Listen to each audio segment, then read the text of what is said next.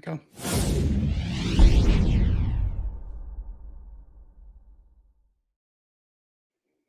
Hello, welcome back to the Odds Now YouTube channel. A week ago, I was joined by the man on the right of my screen, Adam Drury, to discuss all things World Snooker Championship 2025. We had a little dive into the outright market, and at that point, there was still a couple of qualifying matches still coming towards their conclusion. We didn't even have a full field to dissect, and we still don't have a full field to dissect because here we are a week on, and quite a few have already exited stage right.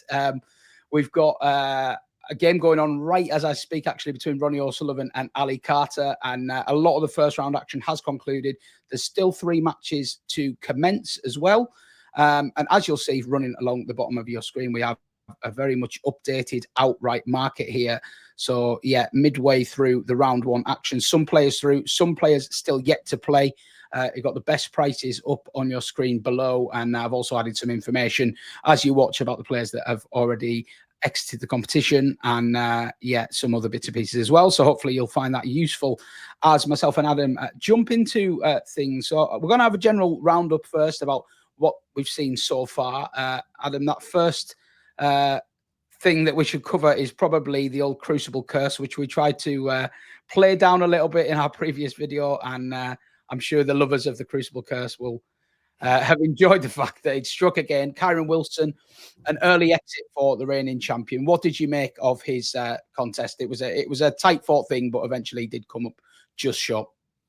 Yeah, maybe I'll be a believer now because I really didn't see this one coming.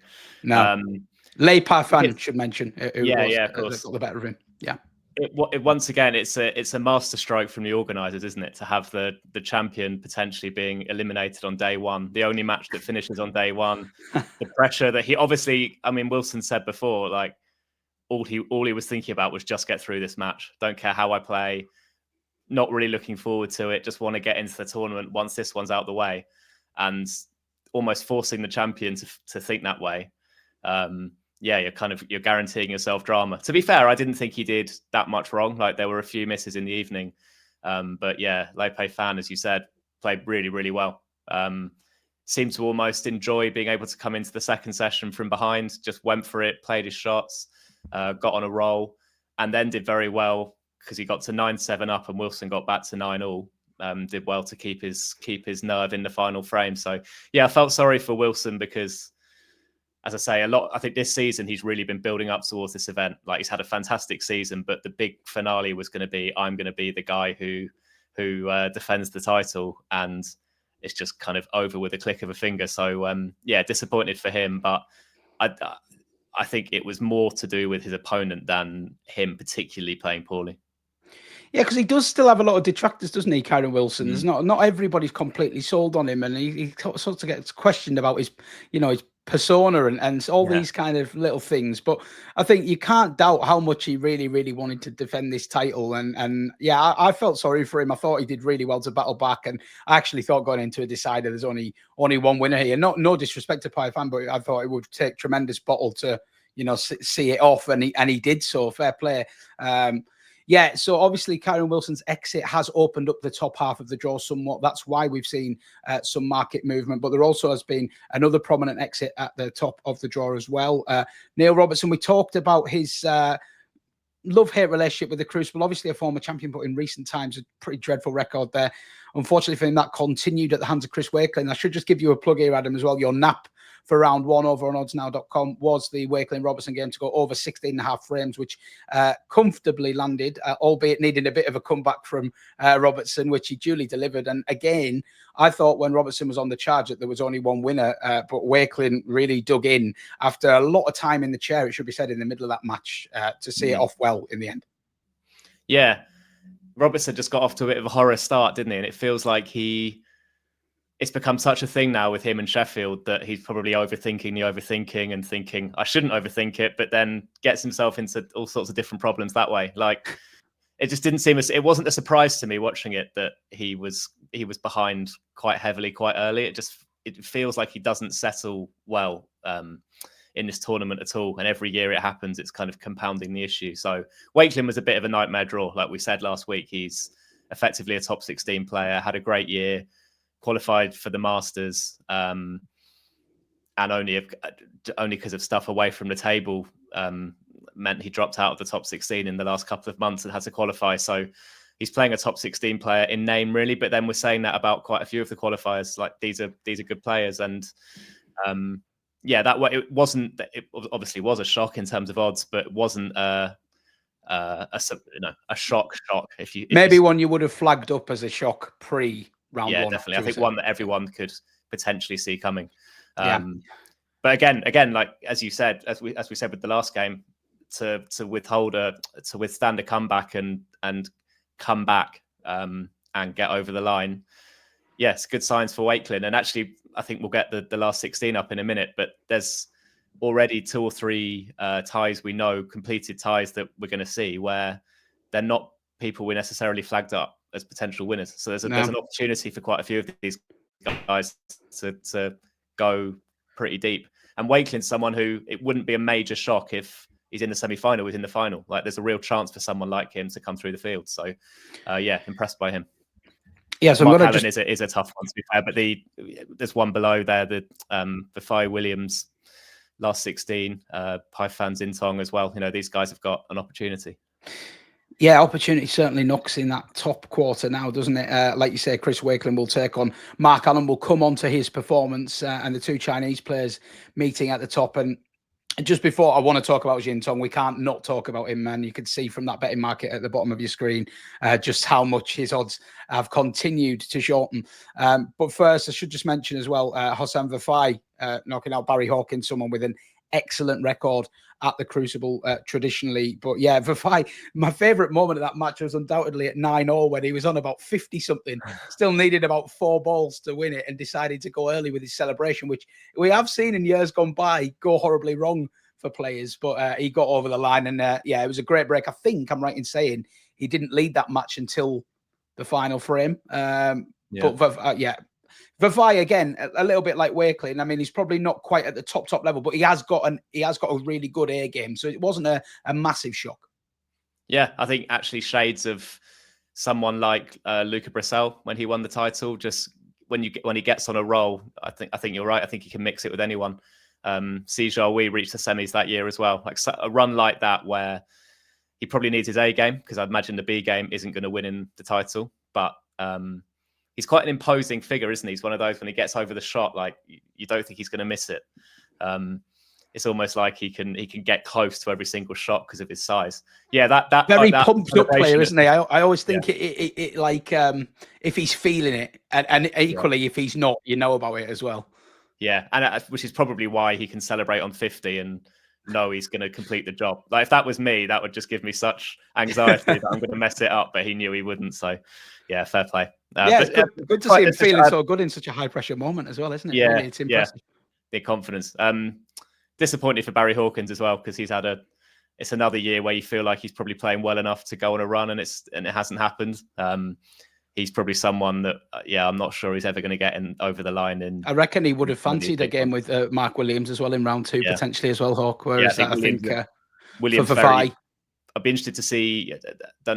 I've seen we've got match prices for that one, but Vafai is someone I'd certainly be interested in, because I'd imagine he's a fair underdog, and certainly. Well, we'll run through the matches that we have priced up at the back end of the video, so stay tuned for some tips there. Now let's talk about that man, Zhao Xintong. He was absolutely breathtaking. We kind of said that the shortness of the price in our initial preview was off-putting, but it's hard to. I mean, let's just factor in as well here. There's still, because of exits in his section and games still to conclude in his section, the price is very short. It probably will drift out a little bit once the draw settles a little bit more. But I guess everybody just wanting to be with Xintong, who on natural ability alone, it looks at the moment like maybe the best player in the field if he's really on. You can see why people want to be with him. The only thing I would say is he's going to have different challenges to come between now and actually picking up that title, isn't he? Yeah, I think that's absolutely spot on. I mean, the way if he keeps playing like this, he's going to be extremely difficult to stop, because just the speed at which he scores is absolutely unbelievable. We said it last week. You look away for a couple of minutes, turn back, and the frame's over. He's on 60, 70. So natural as well. The way he hits the ball makes it look ridiculously easy. Yeah, I thought he was absolutely sensational, and I don't think anyone would have beaten him in that form. But when you're backing him as the second favourite at 5-1, you're backing him not to run out of steam. You're backing him to come through probably tougher challenges than Jak Jones. So I think it would be the winner of Allen and Wakelin in the quarterfinal, and then Selby's in that half as well. So there's potential of a Allen, Selby, Trump last three. Say, it may not fall like that, but yeah, I'm still unsure about backing him at that short a price. But having said that, I've probably softened on it a bit compared to last week, where I thought it felt a bit silly. Having seen him now, you say he's playing like a 5-1 second favourite for sure. Yeah, you summarised my thoughts perfectly. At the time, I thought, no way could I get involved at that price. Now I'm kind of thinking, maybe I should have got involved at that price. But still a long, long way to go, isn't there? And we know like what a mental test this is as well. And the uncharted waters of going, into day 13, 14, 15 at the Crucible for Zhao. But he's going to be fascinating to watch, isn't he? Because on the natural talent, he's a joy to watch. He really is. We saw a couple of veterans dig deep to see off a couple of young pretenders in John Higgins and Mark Williams. Williams getting the better of Wu Yize despite being outscored in virtually every metric you could find. Just, I think, experience. I know it sounds a bit cliche. I do think experience got the job done there for Williams. And John Higgins, he had a real ding-dong with Joe O'Connor, but I thought he just showed his class in the last three frames. O'Connor missed a couple of balls that he maybe shouldn't have, but Higgins, it just, even now at this stage of his career, Higgins just looks so granite when he gets in the balls, doesn't he? Just like, he really carves out his breaks. And he's one player for me that when he's in the balls playing well, I just don't think he's going to miss. And even though he's at the twilight of a great career, you'd still be a fool to completely write him and Williams off to an extent as well. Yeah, I think I feel differently about these two. I agree with you about on Higgins. He just showed his class at the end of that match. We know he's coming here in really good form. That's something I kind of wasn't sure about going into it, and I'm still not sure whether he's someone I'd want to back outright, because there are probably question marks about whether he can last the pace all the way. He's lost quite a few. He lost 3 finals in a row a few years back, and yeah, not certain whether he'll have the game or the stamina to go all the way to the end. Quite an emotional interview for him afterwards as well, wasn't it, Adam? He's had a lot going on off the table as well, by the sounds of it, and that could take its toll. He said he felt physically drained after his first session, which in a 16-day tournament, a little bit concerning, I guess. And having gone all the way in the Tour Championship last time out, which I don't think is necessarily ideal for winning this title. And he's got a track record in the last few years of running out of steam in finals. So yeah, not someone I'd necessarily want to back outright, but look really good. I think Williams will be a very vulnerable favourite in the last 16 against Peifan. I agree. He's got these eyesight issues, which I wasn't convinced. The win didn't convince me that he's not the win didn't convince me he's in great shape. I thought he struggled, as you said, in large parts of the game. Wu Yize outscored him, looked the better player. The entire match you were thinking he's second best here, but he's kind of just about staying in front, and then he just managed to win those last 2 frames at the end. Probably because he's, as you said, he's just cool under pressure, and it doesn't bother him too much whether he misses or wins or loses. So, not someone at the moment. I mean, you never know if he might grow into it, but not someone at the moment who I think I'd be interested in backing outright. No, I must say, vulnerable favourite. It wouldn't be for me outright, Williams. Higgins, it's just stamina issues for Higgins. I think he's in great nick, but I do feel like he'll run out of steam and maybe lose a session to a quality player quite heavily that might do just irreversible damage at some point. But there's a good time actually to just bring out the outright odds at the moment on your screen. So this is midway through Tuesday afternoon. We've got a couple of matches ongoing, not to name Ronnie O'Sullivan as one of them. Quite funny actually. I saw O'Sullivan lose the first frame to Carter, looking quite nervy. One bookie floated up at 8-1, and by the time he'd cleared the table in frame 2, that had disappeared again. So it is these markets do react and move very quickly. But just for a little bit of reference for you there, John Higgins, who we're talking about there, at no bigger than 10-1 now, whereas Mark Williams is all the way down there at 22. So, yeah, that's probably agreeing with our assessment, I say, and we will come back to the outright market a little bit later on. We've just got 2 more games to round off before we talk about the route ahead. Routine wins, I would say, for Zhao Guodong and Mark Allen. Mark Allen, who you put up at 20-1 on our pre-tournament video as a decent wager, and he's halved in price now. Mark Allen, no bigger than 10s. That again, of course, comes down largely to Kyren Wilson exiting, but he did the job fairly routinely, didn't he? Yeah, and I think he's someone who, because we hadn't seen much of him, he was a little bit of a forgotten man. But as soon as we see him play and win quite convincingly, there's suddenly a feeling that he's a class player who has the game, has everything to go all the way, and so quite reassured to see him play like that and see him win like that, because that's how I hoped he was going to look in this tournament. And again, someone who I think has the ability and will have the energy to peak as it goes on. I think someone who could be playing their best snooker in the quarterfinal, semi-final stage. But it probably now looks like that wasn't the toughest draw. I know he went behind early, but from there it was fairly routine. But I think that's exactly what he needs. We always say, you need to grow into this tournament and peak later on, but you also need to avoid the first round slip up within that. And so when you come through the first round comfortably and then you still feel like you've got plenty more to give, I think that's a great position to be in. So yeah, very, very happy to have him at 20-1 out right now. And Guodong the same, thought he looked good. I guess someone who we wouldn't talk about necessarily having the pedigree of a world champion, but no reason why he can't give anybody a decent game and get to the latter stages as well. No, and the other thing about Guodong that I thought when I was watching him is just that, like, you know, in recent years we have had a lot of surprise finalists, haven't we, and surprise semi-finalists, and he is one that has just gone completely under the radar. And again, question marks over the opponent, Matt Selt. He'd maybe scaled his mountain getting back to the Crucible through the qualifiers, and he looked a bit spent to me. I think Guodong won the first 3 frames, and then Selt never got back within 2. So it was a comfortable first day out for him, shall we say. But yeah, looking forward to seeing how he progresses. I don't think he's one to discount lightly, put it that way. That does sum up the matches that we've seen so far. As I say, we've got a few games ongoing, as you'll see on the bottom of your screen now. The games that are playing right now involve Ding Junhui, who, when I last look, was ahead against casualties. Getting very tight now. It's 8-7 to Ding in that one. And Ronnie O'Sullivan and Ali Carter 3-2. Carter in the balls on my stream, at least, to make it 3-3.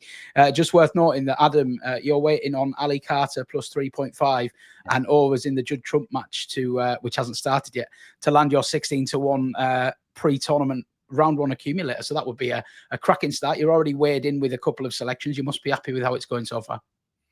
Yeah, those two, it just felt like those two were going to be close, particularly Wakelin Robertson, as you flagged earlier.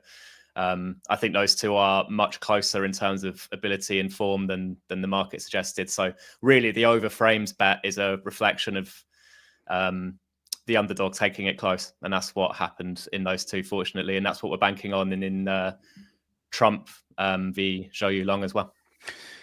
Yeah, okay. So I am going to just run through some match betting, and we could just have a chat, see if we like anything in this. But before we do that, I'll pull that outright market back on to the screen there. This is as of Tuesday, the 22nd of April, in the afternoon session going on as we speak. So just wondered, who has caught your eye, and would you be, if you were given the chance now to go back in time a week and redo your kind of outright picks, would you change them? And who we've already touched on Xintong.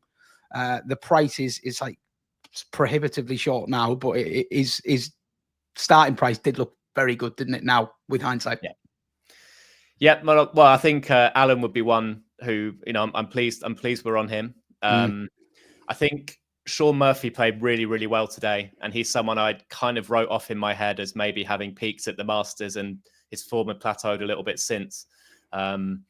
Someone who I wasn't necessarily expecting to compete in the latter stages. And okay, maybe again, Daniel Wells isn't the worst draw for him, but he looked really sharp and in his Masters form. So I think all of a sudden that 16-1, I think 16-1 was roughly where he was a week ago or so as well. So maybe a little bit more interested in him than I was pre-tournament. It's interesting with Mark Selby as well. I think he's shortened since we spoke a week ago, despite having not played yet. From what I can tell, in terms of pure number of predictions, nothing to do with odds or prices, Selby is the most fancied to win the tournament, I think, by experts and people just talking about who they fancy. And nobody's really talking about Judd Trump at all, despite the fact he's sitting at the top of the market, which makes sense. Yeah, I'd agree with that, and it's quite bizarre actually, because you would think that Selby they would maybe flip flop, wouldn't you? The amount of talk behind Selby, yeah. Selby is by far the most fancied by just fans, I think. So it'll be interesting to see how he plays, because that price I think was 5-1 last week and 9-2 now, and he's not even hit a ball yet. But I think Murphy and get Zhao Guodong at 40-1 there as well is interesting. The way he played looked quite calm, composed. But I do think Mark Allen was a standout at 20-1, and that's reflected in the prices now. So happy to be with him. Xintong, we've covered it, haven't we? I think that looks short, but if he keeps that standard up, it's going to feel right in a week or so for sure. Certainly is, yeah.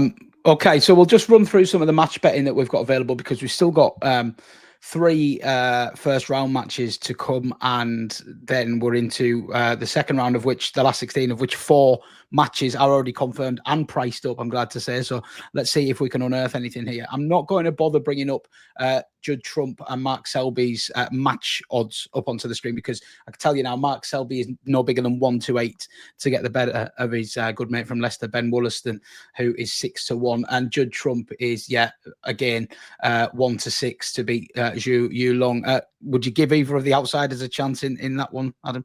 I think I would expect Selby Williston to be one-sided. Obviously, we've got the frames bet in the Trump match. I think you're fancying Zhou to play well. I would expect Trump to win, Yeah, I went too early on Ali Carter winning that 6th frame, by the way. Ronnie's just cleared the table and now leads 4-2. So, there's one other first round match that I thought was worth mentioning here, and it's somebody that we've talked about on our previous preview, not mentioned him that much yet. Out of sight, out of mind, Luca Brissell is 8-15 to beat Ryan Day. Very experienced opponent for him, of course. Even though he's had to come through the qualifiers, it's not his first rodeo. He's 13-8 for the upset here. Brissell is such an enigma, isn't he? We just don't really know what we're going to get on any given day. But how do you read these prices? Like, do you think it is as tight as that, or are you expecting Brissell to do it, with a degree of comfort? I think that's probably not far off. Fair enough. Brissell, I think, has improved a little bit in the second half of the season. He hit a real low ebb kind of earlier on this season, and then I remember around that Saudi event around Christmas, and then coming into the Masters, there was a feeling he was beginning to play a little bit better. He got to the final of I can't actually remember exactly what it's called, but the Gold Ball event in Saudi. I think he lost it to Mark Allen in the final, and that seemed to get him going a little bit. We know that he's been inspired at this venue before a couple of years ago. That's one of those where I'd probably expect a close match, maybe Day to inch it, but then you could take Brissell on the handicap -2.5, -3.5. Because if he's on it, he could run away with things. But yeah, probably not one I've got a strong view on. I think that's about right. Okay, then. So we'll have a look then to round the video off at the 4 confirmed round 2 ties from a betting perspective. The first one is Chris Wakelin, slayer of Neil Robertson. He takes on Mark Allen, Adam's anti-post fancy. Allen, a 4-11 favourite to get the job done here against Wakelin at 5-2. My gut feeling when I saw that price was maybe Wakelin a little bit big, but I obviously Allen a clear favourite, but I thought maybe just a touch big. Yeah, I think they're similar prices to what we saw Wakelin go off against Robertson. I think he might have been even slightly longer than that. So yeah, again, that's one where I'd probably be looking at the overs on the frame. So over 16.5, you'll get around evens. I can understand why Allen's favourite, but yeah, I think I would say the difference between those two is not as big as those odds reflect. But I'd probably be looking at the frame markets. Sorry, not over 16.5, over. Yes, I could give you the overs lines because the match format extends obviously as the tournament goes. So we've got so used to saying 16.5, it's no longer that. So for an overs price here, 10-11 about over 21.5 frames, which and the same for unders. Well, unders 11-10, but yeah, I'd rather be with the overs than the unders. I tend to agree with you there. Yeah, so over 21.5, they'd both need to get to 9, which I think is a fair bet at around 10 to 11 evens-ish. Yeah, okay then. So if I move us back to one of the other last 16 games, John Higgins mentioned Zhao Guodong as maybe a player that has been a little bit overlooked. Higgins is going to go off a 2-5 favourite here with Guodong 11-5 best price. So again, it's a worthy favourite, but maybe I don't think the underdog is as forlorn a hope for the reasons we mentioned about Higgins. Potential fatigue, potential emotional investment. A lot of snooker played recently. You'd expect him to get past Guodong, but Guodong looked very comfortable in round 1. Yeah, that's probably one where I'd be looking at a similar kind of bet. Over 21.5 seems about right for this one. As you say, I think Guodong doesn't seem to take much out of himself. He's very consistent, very calm. You kind of back him just to keep going. And Higgins, we don't quite know where he's going to be stamina-wise. He did show his class last night to pull away and win. And yeah, a fair favourite, but probably be looking at total frames again or Guodong on the handicap rather than being on side with Higgins. Yeah. Okay, then. So we're looking at the overs again. I will get some prices up for that overs in a minute, but we'll just move on to the third of the 4 round 2 matches that we're covering on this show. I think this is going to be your best bet in this one, and it's certainly a price that's taken my eye as well. Hossein Vafaei is 13-8 to get the better of Mark Williams, who is best price 4-7. And for all the reasons that we gave on both of these players, it does feel like this is a great opportunity for Vafaei to sort of upset the odds again here. Yeah, and you're getting a better price on him than we got on Wu Yize in the first round. And I think Vafaei is someone who, as we've said, on his A game can give anyone, cause anyone problems. And I don't think Williams is near his best in this tournament. So yeah, I think Vafaei on the nose there, or even maybe -1.5, -2.5 might be worth looking at even bigger prices, because across the longer match he's someone who can streak clear. He can string 3 or 4 frames together and win a session convincingly. So, yeah, I think we'll save Vafaei on the nose, but it would also be worth a small bet on the handicaps as well.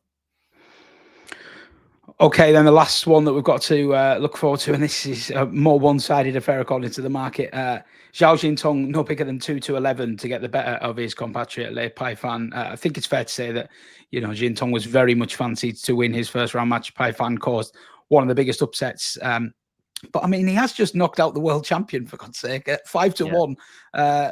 Look, there's a reason he's 5-1. It's because he hasn't produced those kind of results all that frequently. So to do it twice in a row over an even longer format, it would be a surprise. But is it a bit disrespectful for someone who's just knocked out the reigning champ? He's a big price there, isn't he? And he's won a title this season, won the Scottish Open. I'm still finding it hard to compute at the moment, this idea of Xintong as basically the second, third best player in the world. These are kind of Selby Trump prices, what you'd expect. So yeah, I think maybe a small bet with Peifan on the with the handicap maybe. Yeah, it's a tough one, this, because how we rate Xintong is a very movable beast at the moment. I'm just not quite sure. So yeah, I certainly feel more confident on the other matches in terms of the win market, but he does see it instinctively. Xintong does look short there, even though I would expect him to win comfortably if he plays to the same standard. Tell you what, I'm going to get some handicap prices up for that match, because I do think it's interesting to see what kind of start they're giving Peifan there. Yeah, he gets 5.5 frames, 8-11, 4.5 frames, 11-10. So yeah, I mean, you do have to factor in the longer format. And if Xintong, I think that is a game where if Xintong gets a lead, it could end up quite routine. But I think it might be one where you just back him on the nose. I think so, because Peifan actually started slow against Wilson as well, didn't he, before roaring back in the middle. So yeah, if we just wanted to back him straight win, obviously, yeah, that just shy of 5-1. You might get some 5-1 on the Betfair exchange before the off, I dare to say. And yeah, that could be a little interest bet there. But I think it's fair to say Hossein Vafaei 13-8 would be the nap of the first 4 last 16 games. Is that fair? Yeah, for sure. I really like that. Again, I didn't particularly fancy Williams in round one either. Vifai is someone whose temperament is not always totally reliable, but my feeling is that this isn't the best version of Williams at all. And yeah, I like that 13-8. Okay, then, sending you off with an early round 2 nap. Adam will be penning his thoughts at some point over the coming days on a few snooker matches over on oddsnow.com. So if you haven't paid us a visit over there, please do pop in and check out all the great betting content we've got going up on the website. There'll be plenty more coming on the Odds Now YouTube channel over the coming days as well. So if you haven't already, please hit the subscribe button and give this video a thumbs up if you enjoyed it. Enjoyed the comments on the last video as well. So please do let us know what you've made of the World Championship so far, where your money is going, and anything you'd like us to mention in our next mid-tournament review. And yeah, thanks for tuning in, and we'll leave you to enjoy the snooker now. Ronnie's in amongst the balls again and looking vintage, so I'll let you get back to that. And yeah, we'll see you again very soon. Thanks for watching.